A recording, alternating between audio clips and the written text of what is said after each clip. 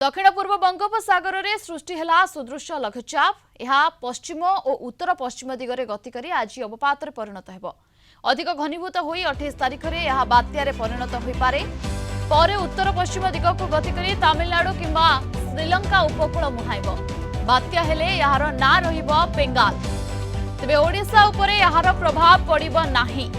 यार प्रभाव रे 27 तारिख में गंजाम, गजपति, पुरी, खोर्धा, केन्द्रापड़ा और जगतसिंहपुर जिले में हालुका वर्षार संभावना थिबा आंचलिक पाणीपाग विज्ञान केन्द्र पक्षरु सूचना दिया जायछि। एपटे बात्या आशंका नहीं पूर्वानुमान करिसेंति अंतर्जातीय पाणीपाग विज्ञानी जासन निकोल्स।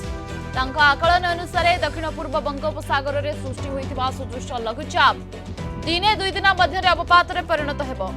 आसंता सप्ताह शेष बेलू यह बात्यारे परिणत हेबो।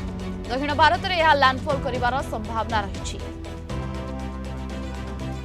विश्वजित साहू पाणीपाग विशेषज्ञ आम सहित जोड़ी होती अधिक आलोचना श्रीजुक्त साहू आपको स्वागत करुच्ची कलिंग टीवी को।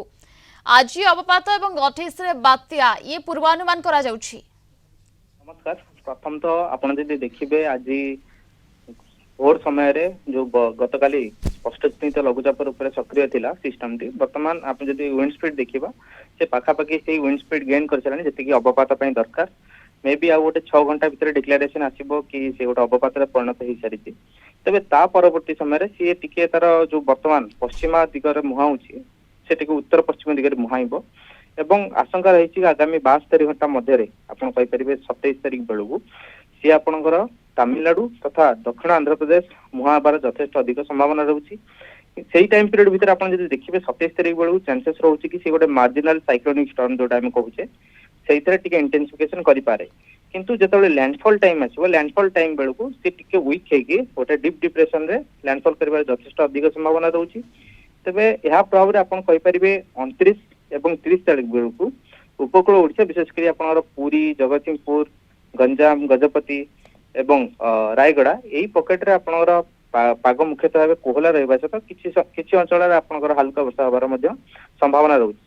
तेबे ओडिशा रे सेमिति विशेष बड़ धरण वर्षा होबार संभावना नहीं। किंतु आपण कहि परिबे 29 30 जेमति कहली सेही टाइम पीरियड भितर हल्का वर्षा होबार यथेष्ट अधिक संभावना रहुछि। बिल्कुल या द्वारा शीत उपरे कोन प्रभाव पड़ी पारे? शीत कम होई पारे कि? निश्चित रूपे आपण जदि देखिबे गत 2 दिन हेलानी मध्य राज्य रे जेमति 3 दिन पूर्व जमी शीत अनुभूत होता से टिके आपनर पाखापाखि 0.5 डिग्री सेल्सियस टिके वृद्धि पाइछि। किंतु जेतबे 29 30 बेलू उपकूल ओडिशा रे पाग टिके कोहला हेबो एवं क्लाउडी वेदर रहइबो। आपण जेतबे क्लाउडी वेदर हुए सेतबे जो वायुमंडल रहिछि सेठी आपनर जलीय बाष्पर परिमाण अधिक होई जाय जा प्रभाव रे आपनकर जो शुष्क आर्द्र वायु वर्तमान पश्चिम दिगरु प्रवाहित होउछि सेथरे टिके ह्रास देखिया मिलिबो एवं तापमात्रा रे पाखापाखि 1 ରୁ 2 डिग्री सेल्सियस से टाइम पीरियड भितर बढ़ी पारे। किंतु जेते शीघ्र आपण सिस्टम टी लैंडफॉल है कि पळेइबो तापरे आपनर पुणी तरे 1 2 बेलू तापमात्रा रे पुणी ह्रास परिलक्षित होबार संभावना रहउछि।